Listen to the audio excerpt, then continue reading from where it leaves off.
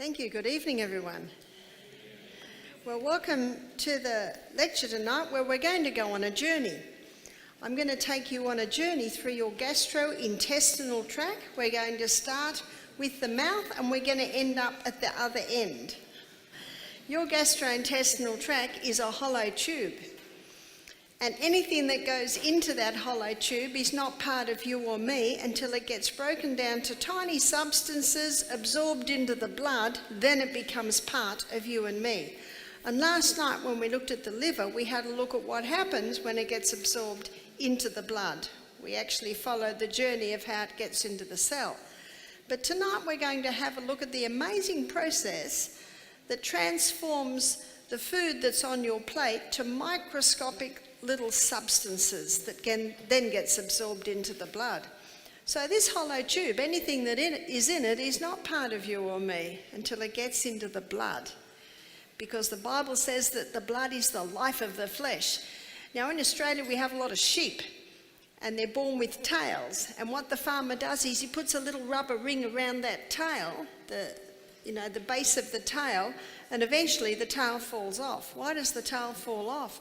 Because that little ring has stopped the blood.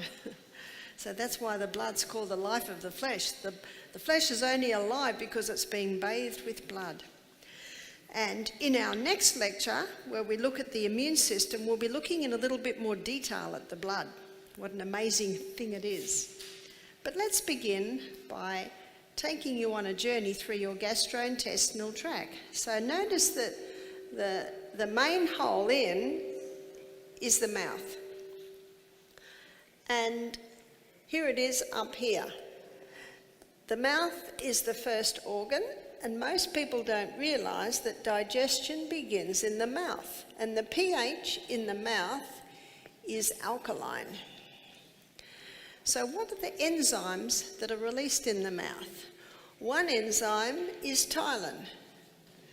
And ptyalin is called a salivary amylase because ptyalin breaks down starch.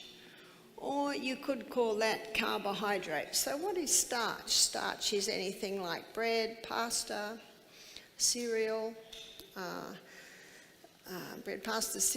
cakes, biscuits, things like that. Potatoes, they're all your starch. So ptyalin is the salivary amylase that begins the breakdown of starch. There is no ptyalin in the mouth of a baby. And the first teeth that a baby gets, 4 at the top and 4 at the bottom. And those teeth are called milk teeth. They're called milk teeth because that's the main food that babies should have. But it's also taste time. This is a good time for baby to suck on a piece of apple, suck on a gum away, and maybe have little bits out of a celery stick or a stick of cucumber.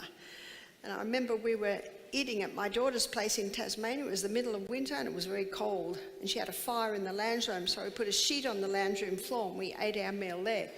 And her little 10-month-old baby, what did that baby want to do? That baby wanted to do what we were doing, and yet the baby's only got 4 teeth. And so my daughter said, "What'll I do, Mum?" I said, "Give the baby one of those steamed green beans." And that little baby sat there so happy, thinking that it's doing everything that we're doing. And it took half an hour for that baby to get through 1 centimetre of that steamed green bean, and little bits are all over the place. Do you know, that's taste time. But baby's main food should be milk. The next teeth that come through are the molars. The molars come through further along, and the molars are grinders. And what do we grind? We grind grain. And when the molars are fully through, then the glands in the mouth release the salivary amylase ptyalin. So a baby should not have any starch till the molars are through. What age is that? That can be anywhere between 14 and 22 months of age. And what are mothers told to give their babies at 4 to 6 months of age? Cereal. What's cereal? Starch. Did you know that that's where malabsorption syndrome can begin to be built up in the gut? Is way back then. Do you know babies were not fed starch? They weren't fed any types of food 100 years ago. 200 years ago. Now, I'll tell you a story to illustrate. I had a lady email me. She said, Barbara, my little baby, he's just not thriving. How old is he? He's 10 months old. What does he eat? Bread, pasta, cereal, vegetables. How many teeth does he have? 4. What's his stomach like? Bloated. But he's skinny, so she's feeding him more. Is he breastfed? Yes.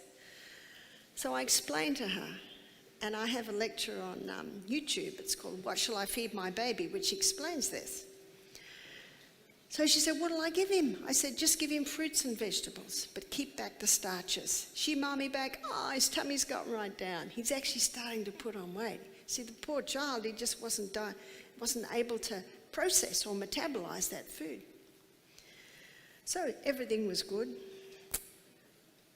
When the baby's 14 months old, she emails me. She said, Barbara, the baby stopped eating. He won't eat a single thing. I began to investigate. Remember, we should all be private investigators.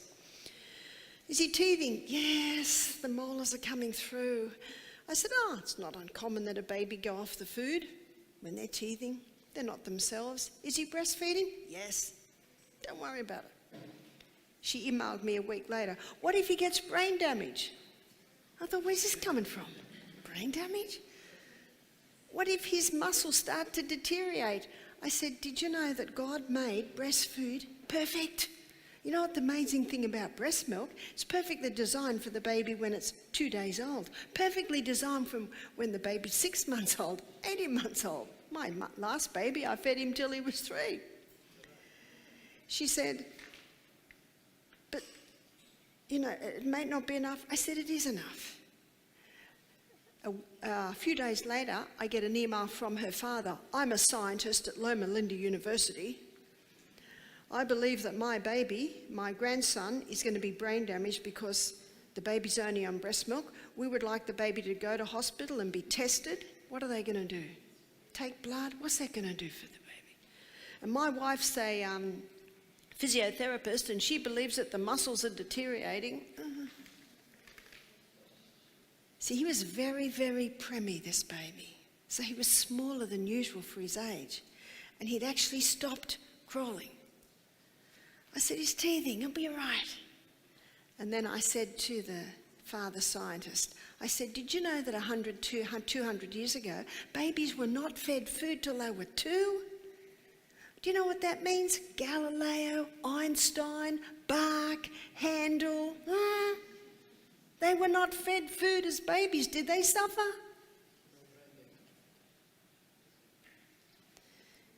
And I said, what are they going to do to the baby in hospital? What if the baby gets so upset with all this blood being taken that it actually stops breastfeeding? So they backed off. 2 weeks later, the mother emailed me, the teeth are through, the baby's feeding, eating more food. He started to crawl a bit more. I got an email from the grandfather, this girl's father. He said, thank you so much. Can I give you something? I said, if you want. Here's my bank details, $400 in the bank. That man was very, very grateful. Because I said, what are they going to do in hospital? Put an IG tube down the throat? Force feed the baby? What's that going to... Can you see how you have to take it to its end result? These things will pass. Of course, when they're sick, they're not the same. This is a very important subject because so many people have gut problems today because they were fed starch too young as babies. The other enzyme that's in the mouth, you have sublingual glands under your tongue, and they release lingual lipase. And lingual lipase is an enzyme that breaks down short and medium chain fatty acids. So the ptyalin breaks down the starch, and saturated fat, which is your medium and short chain fatty acids, are broken down in the mouth. Now, the most amazing and beneficial saturated fat is the coconut. So coconut is unique. The breakdown begins in the mouth. It's an amazing oil. Now let's move on down to the esophagus. The food starts to come down here. By the way, before we move on, there are exposed bone in your mouth. What are they called? Teeth. And they have a purpose, and that is to break up the food into very tiny particles. Did everyone hear that? Very tiny particles. I was at a restaurant one day, and the lady just across from me, I think there were two chew, swallow. Two chew, swallow. I thought, wow, her poor stomach. The poor organs down there, they don't know what's coming down there. There are no teeth in the stomach. What's the old saying? We should chew our drinks and we should drink our food. What does that mean? We should be chewing up our food until it's almost liquid. It's a good idea to put the knife and the fork down between mouthfuls and look at the view. Have you got a nice view outside your dining room window? We're such a fast society today, we usually just eat too fast. I think it's such an enjoyable time of the day. Why don't we rush it? Some people say, well, I rush it because when I was a kid, my brother, if I didn't hurry up and eat, he'd eat my food. Yes, those sorts of things may start to happen. So it's important to chew, chew, chew. Why? Because there are no teeth in the stomach. And when you chew, you break the food down to tiny particles, which means there's a greater surface area for the enzymes to work on. And also, when you chew, you are mixing the food with saliva, and in the saliva are these enzymes, so the breakdown can begin to happen. There's something else. When you're chewing, messages are going to the brain. And the brain says, there's a bit of starch in there. There's a bit of fat in there. There's a bit of protein in there. And then it sends messages down to the pancreas, down to the stomach, saying, yep, there's a bit of protein coming. Yeah, there's a bit. Can you see what's happening here? And the other organs are getting ready. But three chew, swallow, these organs are saying, what's coming? And the brain says, I don't know. We don't know. It's not in there. Can you see there are several reasons why we need to chew, chew, chew, chew.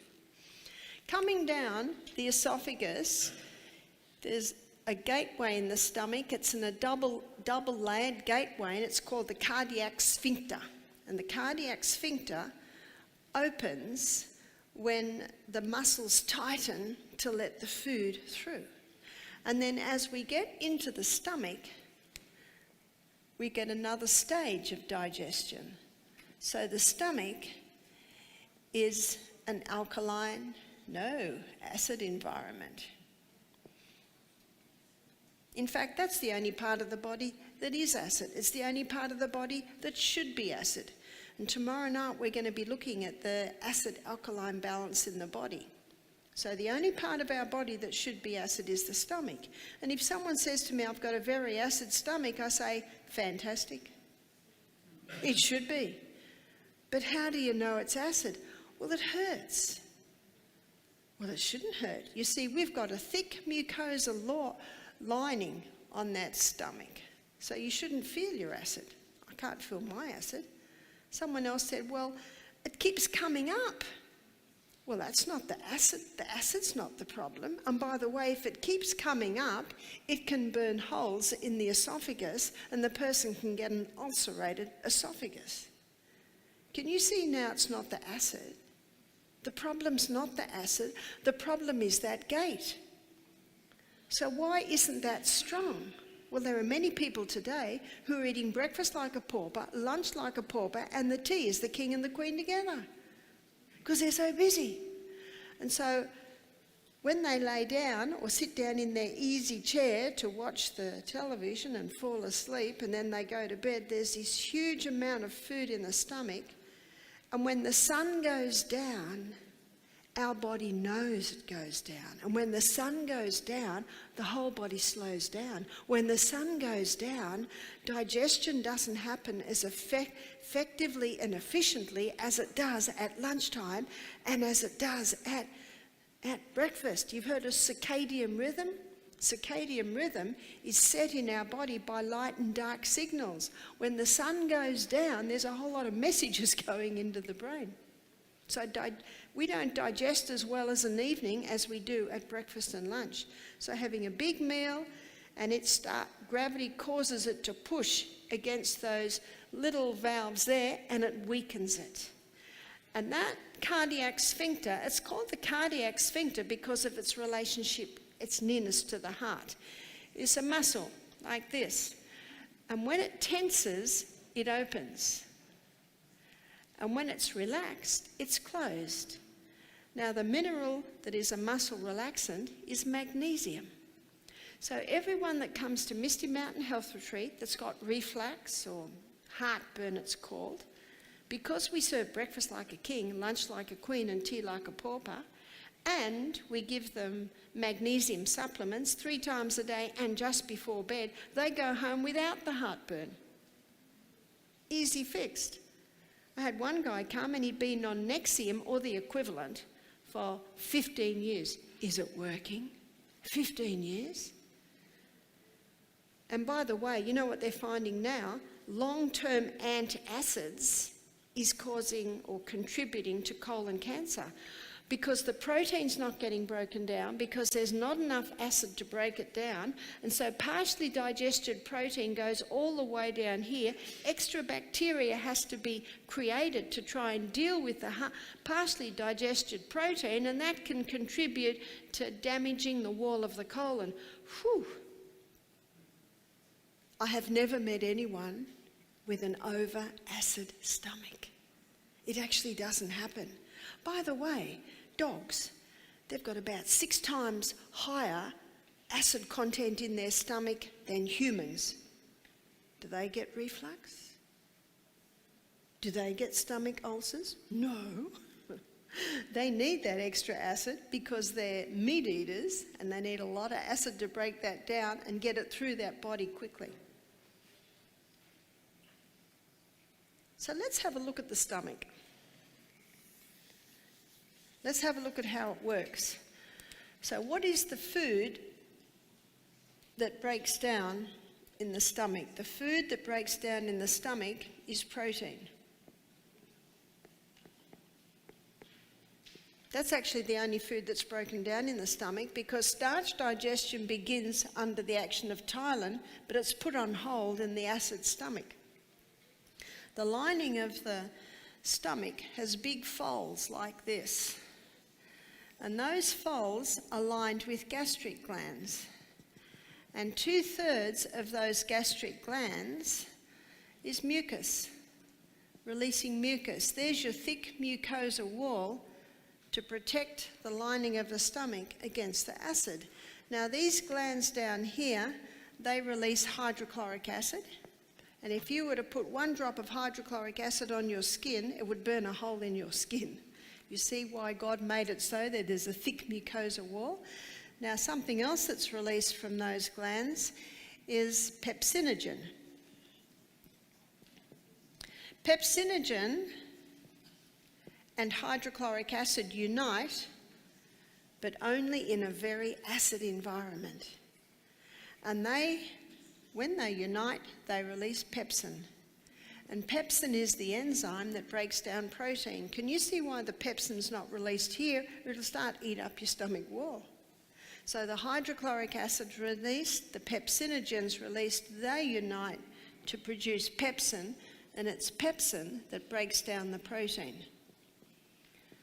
Pepsin will only work, or only be activated, I should say, in a very acid environment. So if someone's drinking with their meals, they water down the enzymes in the stomach. And the stomach knows that, so digestion stops. All the fluid has to be got rid of, and then it has to go back to digesting the food. And isn't that an Aussie habit, drinking with the meals?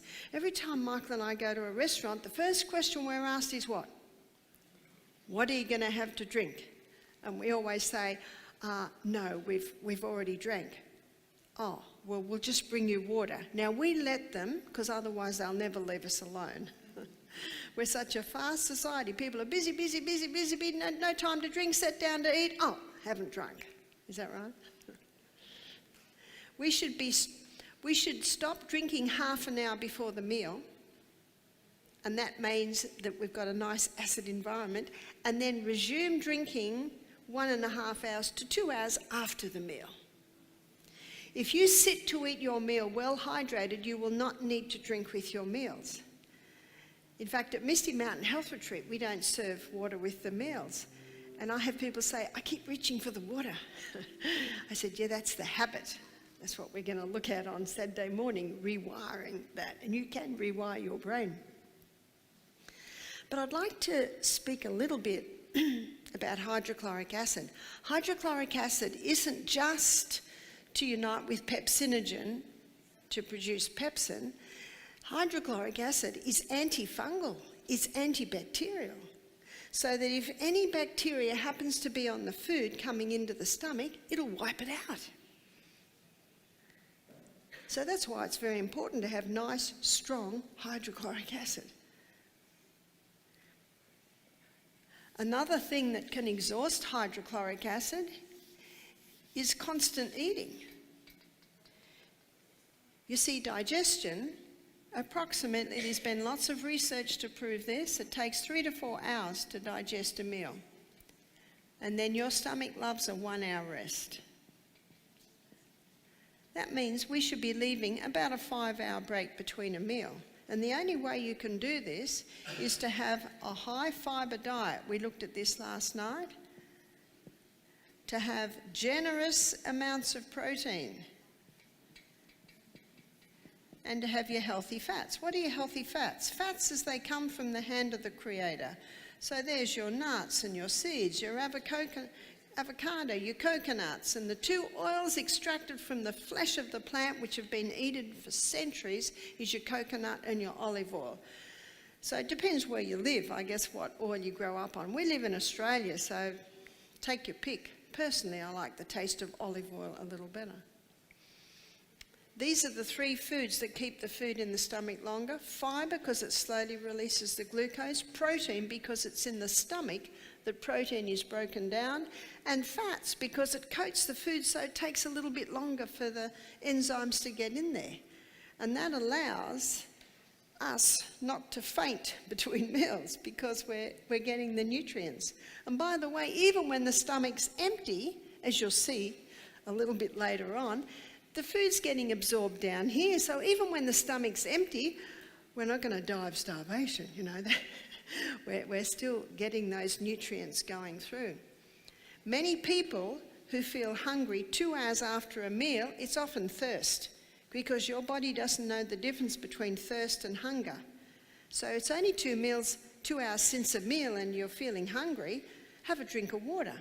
I remember one day my son Peter, he was 15 at the time, he says, "Mum, the water's not doing it anymore."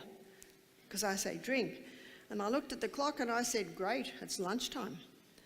And that's what you find. When the water's not satisfying you anymore, it probably really is hunger. I know as a mother, I didn't want to be in the kitchen all day long. I love cooking, but I don't want to be in the kitchen all day long. And when you feed your children all day long, you're almost in the kitchen all day long. And when you feed your children all day long, you sit down to a good midday meal, they're not interested. Because they had an apple an hour ago. They had a biscuit an hour ago. And you've probably worked out when children say they're bored, when they say they're hungry, they're usually bored. And when they say they're starving, they obviously don't know what starvation is. Trouble is the mother heart's pulled to this. Makes life a lot easier when you just feed your children at mealtime. Dr. Michael Molesley, you've probably heard of him. He has a few shows on SBS. He's just written a book called The Fast Diet. And he talks about fasting between meals. And he talks about time-restricted eating. Have you heard of time-restricted eating? It's actually quite popular now. It's eating 2 meals in about a 6-hour period in a 24-hour day. So that's what we suggest and we do at our health retreat. Main meal at breakfast, another main meal at lunch. And if you have something at night, because maybe you're working hard and you weren't able to get a decent lunch, just have something light at night because you're just about to go to bed. So soup, bowl of soup's good, smoothie or a herb tea, something very light. Now, there's something else that's released in the parietal glands down here, because remember, 2/3 of those glands are releasing mucus. It's the intrinsic factor. So what's the intrinsic factor? Let me give you the B12 story, because B12 is a bacteria and it's not often understood. So let me use my fingers. This is B12 and this is R protein. And in food, R protein and B12 are connected. And when R protein and B12 get into the stomach, the hydrochloric acid releases them. So now B12 is released from the R protein. And in the stomach, the intrinsic factor is released. So here's intrinsic factor. Now B12 and intrinsic factor float together all the way through the small intestine, and getting to the end of the small intestine, intrinsic factor and B12 connect. And when they are connected, then they get absorbed into the body at the last part of the small intestine. It's called the ileum. And then when it gets into the circulation of the blood, it's taken to the liver and it gets caught up in the enterohepatic circulation, which is a circulating effect. Do you know a lot of the B12 you eat is just recycled? So much so that someone can have no B12 in their diet for 30 years before they show a deficiency. So most people with B12 deficiency, it's because they don't have enough hydrochloric acid, or they're not making the intrinsic factor. You see, meat eaters and non-meat eaters alike can suffer from B12 deficiency. And Dr. Neil Nedley, you might have heard of him, famous American doctor. He's written a book called Proof Positive, and he shows in there the research that is proving that B12 can be found in rainwater, B12 can be found on homegrown vegetables, on apples picked off trees, B12 can be found in organically grown root vegetables. So they're the facts that I'm giving you on B12. So let's move on. Coming out of the stomach, here's a little valve down here. It's called the pyloric sphincter. And the pyloric sphincter has sensors. So the pyloric sphincter will only open when it knows the food's broken down to a certain state.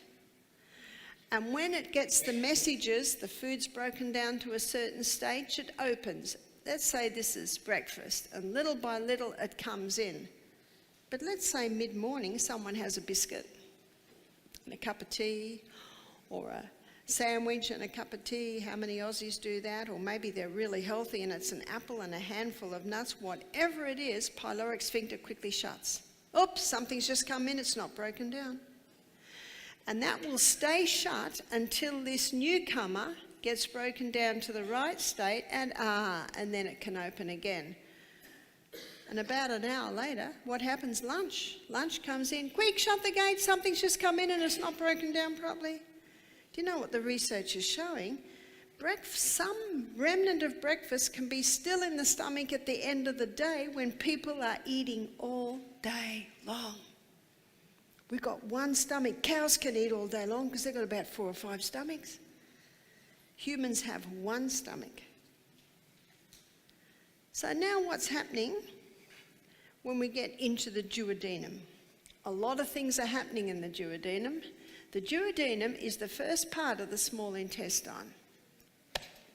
So this is the duodenum here. And notice you've got the liver and the gallbladder connects with the neck of the pancreas. Here's pancreas, and there are enzymes coming from the gallbladder, basically from the liver, and the pancreas. So let's have a look at what they're doing. So the next organ is the duodenum. It's not really the organ, but it's actually where these other organs drop into. So let's begin by looking at the liver, which, as you can see, releases into the duodenum via the bile duct. Now when you get to the duodenum, now we're in an alkaline environment. We're back to alkaline now. Remember, the only acid is stomach. So what's the liver releasing? The liver releases bile, and bile breaks down your unsaturated fat. Whereas the saturated fat, remember where its breakdown begins? In the mouth. So what bile does, it breaks down your unsaturated fat into tiny little particles. Pancreas. As you can see by my illustration here, the pancreas is also releasing enzymes into the duodenum. So what does the pancreas release? It releases pancreatic lipase, and pancreatic lipase further breaks down your unsaturated fats. So the bile breaks it down to small particles, and the pancreatic lipase further breaks it down. Then it can be absorbed into the blood, which we'll look at in a minute. Also, the pancreas releases pancreatic amylase. Now, do you remember what ptyalin is? It's a salivary amylase. That ptyalin is a salivary amylase, and it starts the starch digestion, whereas the pancreatic amylase, it finalises starch breakdown.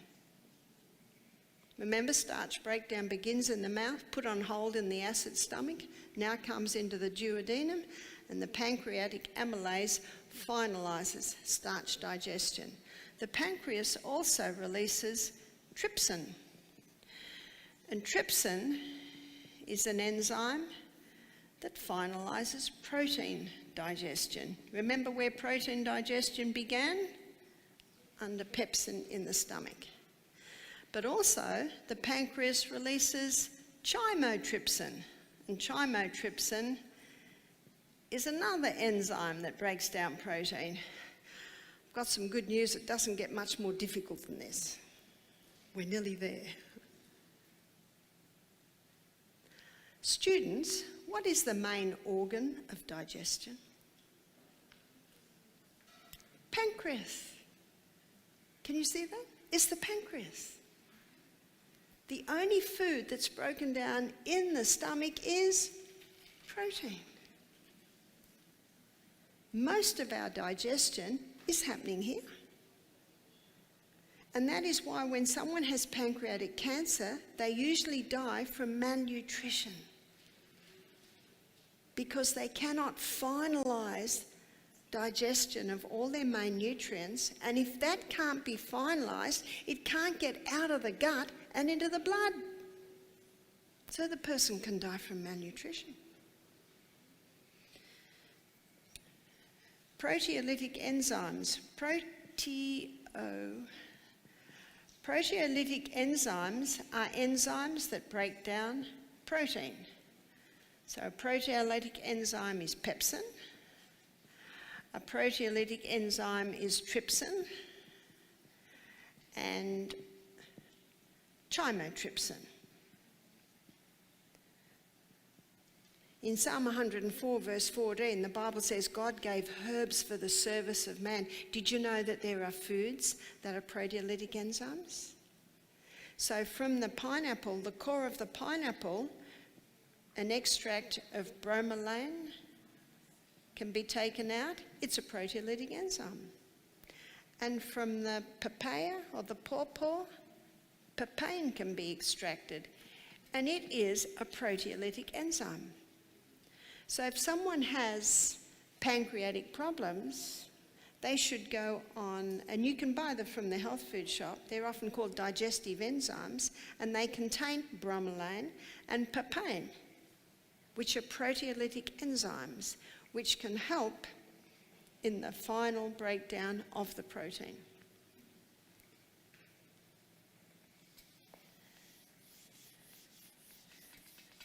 Before we move on further, what if someone has low hydrochloric acid? How can they boost it? They can boost it by eating breakfast like a king, lunch like a queen, tea like a pauper, by not drinking water with their meals. But if they have the juice of a lemon in a little bit of hot water just before the meal, that can get the acid up. And a quarter of a teaspoon of cayenne pepper in a little bit of water just before the meal, that'll wake anything up. And did you know that cayenne pepper can heal a stomach ulcer? Black pepper can't, chili pepper can't, only cayenne pepper can. Because cayenne comes from the capsicum family, chili from the chili family. Well, students, we're just arriving now at the grand finale of digestion. Do you remember what I said? Anything that goes into your gastrointestinal tract is not part of you or me until it gets broken down and taken into the blood. Lining the small intestine are villi, and the villi basically look like this. And up the middle of the villi is a lacteal. That's part of your lymphatic system. And then all through the villi is your blood capillary network.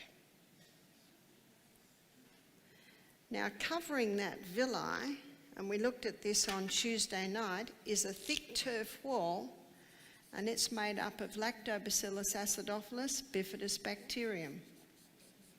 Makes a thick turf wall.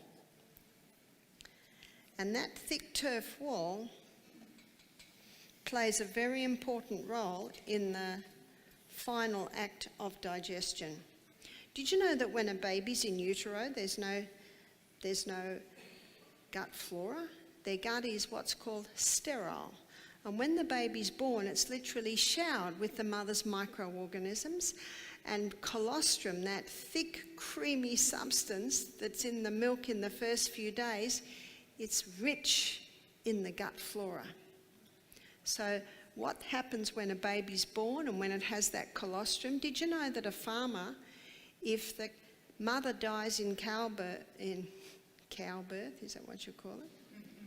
If the cow dies in childbirth, what the farmer does, and a farmer told me this, they squeeze that udder and get it into that little calf's mouth. It is so important that that baby calf get that colostrum.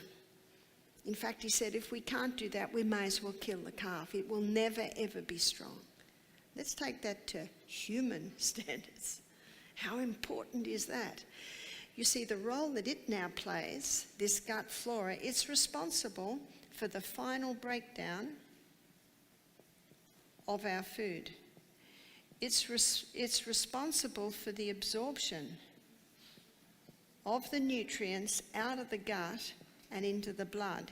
It's responsible for protecting the blood against any harmful pathogens that might be in the gut. It's responsible for the nourishment of the little cells that line the gastrointestinal tract. How important is that gut flora? So what would break it down? Antibiotics break it down. All your statin drugs break it down. Contraceptive pill breaks it down. Cortisones, prednisones break it down. Ibuprofen, regular use breaks it down. Now, when you've got gaps in your gut flora, you've now compromised the final breakdown of your food. You have now compromised the absorption of your nutrients through to your blood. You've lost your border protection. And your cells that line the gut have now lost their nourishment. How important is that gut flora? Hippocrates said all disease begins in the gut, and he didn't know the fine details of what I've shown you tonight. So what happens if you've lost your gut flora? It can return. How do you return it? And how do you know? In fact, some of the symptoms are diarrhea, some of the symptoms are constipation. It's called irritable bowel. And that's the connection with chronic fatigue syndrome. The person's not getting the nutrients out of their gut and into their blood, so no wonder they've got no energy. You see, God made it so that we've got strong acid in there to wipe out any harmful pathogens. But oh dear, the person's drinking with their meals. Oh dear, the person's eating all day long. They're stressed out with their meals. So hydrochloric acid's low, so the microbes are getting through. Further down, it's all right. It's all right, we've got another system further down to protect. It's the gut flora. Oh no, they've lost their gut flora.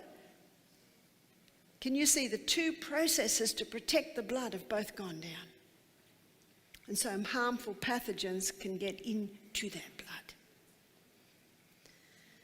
So how do we heal from irritable bowel syndrome? Number one, stop. Stop the foods that irritate the lining of the gut. What are the foods that do that? Caffeine, refined sugar,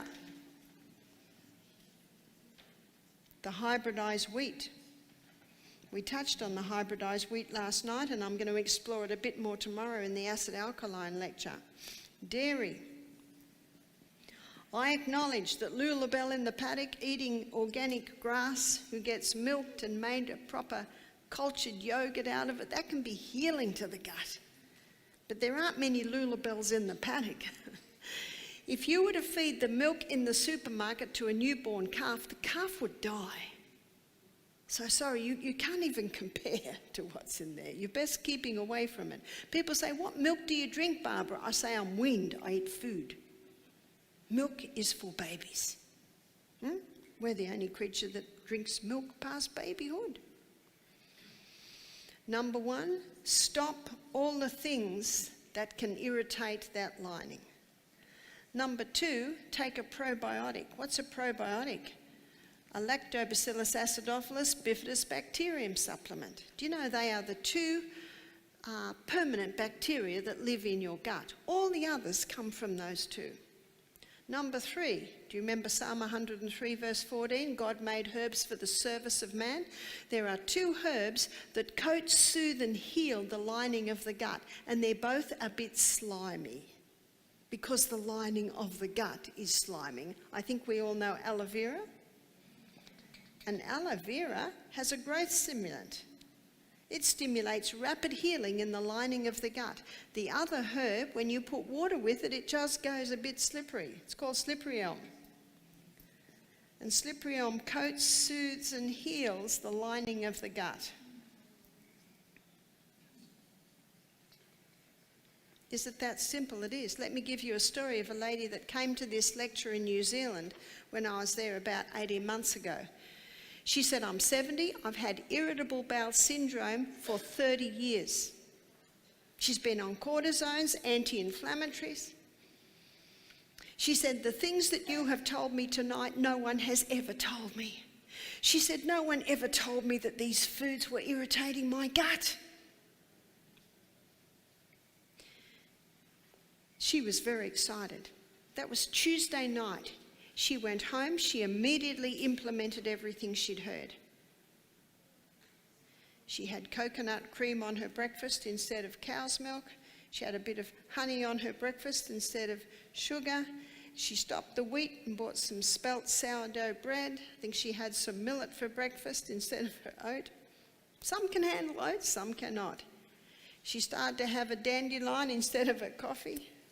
She immediately implemented. She's 70, 30 years she's been struggling with this. Thursday night, what's that? 2 days, 2 nights. Thursday night she came up to me and she said, I've stopped bleeding from the colon. She said, I have no more pain.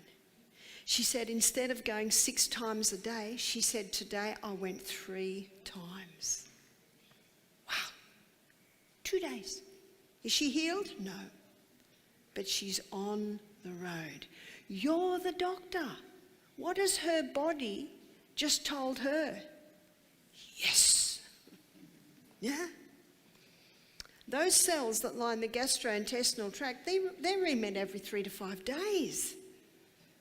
So the gut can respond very quickly. Where's my little 2-letter word? If you give it the right conditions. I have seen that happen again and again. How often did she take slippery elm? She was taking it before every meal and before she went to sleep at night. So it coated, soothed and healed the way down. If someone's going to the toilet 10 times a day, they can take slippery elm every half hour. You see, you play with it. You play with it. as the healing happens, you can ease back on it. Most of your food is absorbed by the halfway down your small intestine. And then we come down to the ileocecal valve, and that ileocecal valve here stops anything going back that way. Everything coming out of your small intestine into your large intestine is a little liquid.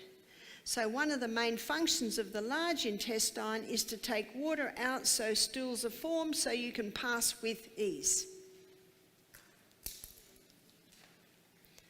So what happens if you've got the other problem, which means you go once a week or twice a week? Dr. Kellogg said 3 intakes of food a day should equal 3 evacuations a day. So if you eat 10 times a day, how many times should you go? So what can we do to make sure we are going regularly? Drink adequate water. If you're dehydrated, more water gets taken out than should be taken out. Eat plant foods. Plant foods sweep the colon. And by the way, is the appendix a mistake? Does God make mistakes? No. Well, what's the role of the appendix? It has 2 main roles. It's called the colon's oil can. It lubricates the contents to get it through easily, and it also releases antibacterial fluids, so that if what's coming out of here is toxic, how would it be toxic? If a person's eating a high meat diet, which putrefies, and a lot of sugar and alcohol, what's coming out of here is pretty nasty. And so the appendix has to quickly release that antibacterial fluid to sort of calm it down so that it can get it out of your body without poisoning you. Whew. So make sure you eat a lot of plant foods to get that sweeping action through. Right down near the end, you see there's a little loop. And there's a muscle there that's holding that little last part loop up. And we're very glad of that muscle. It's called puborectalis.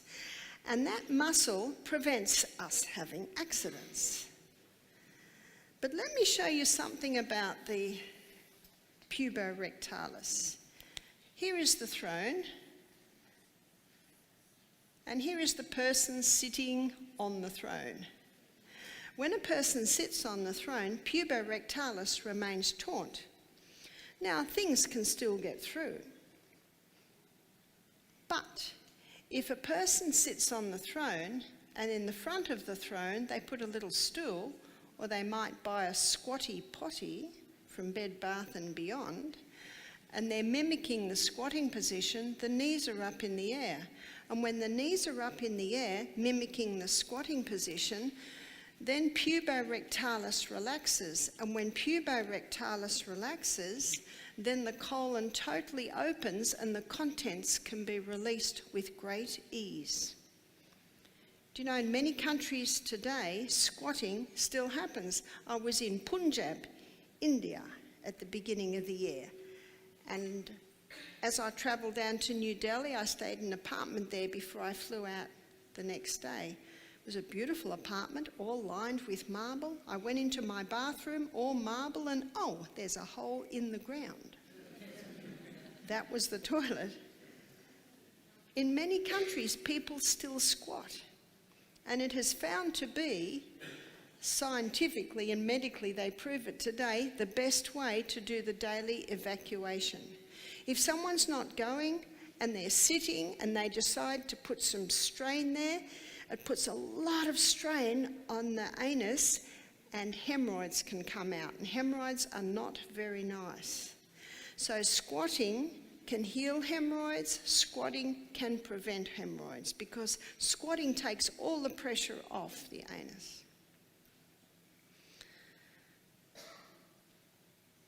Probably 2 years ago, squatty potties were about $50. Well, they're becoming quite popular. And so I think you can get them for about even $20 now. But it's worthwhile investing on that. But it's also a good idea to practice this. Got that? Every day we should squat. And in many countries, that's a very natural position. It became a very natural position for me when I read a book called Active Birth by Janet Balaskas. And I practiced squatting all through my pregnancy. And when my baby was born, the whole baby flew out of me with one push, with the bag intact. They had to catch the baby. Wow, squatting does wonderful things.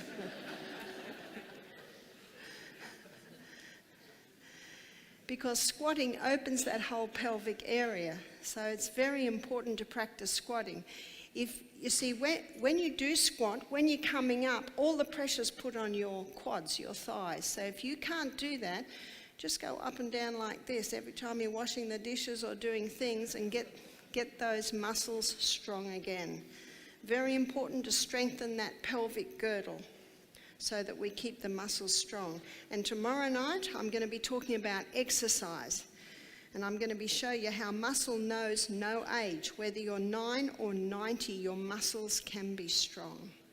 And what's really sad, that many people today, getting into their, believe it or not, 50s, 60s, 70s, are having prolapses, purely because their muscles aren't strong enough. But if you get into the habit of squatting, to go to the bathroom every day with that little stool in front, and even getting into the habit of squatting in your daily exercise, you can strengthen that pelvic girdle so these things do not happen. So thank you for your attention as we went on the wonderful journey through our gastrointestinal tract to see what happens to the food we eat. I'm going to give everyone a break now.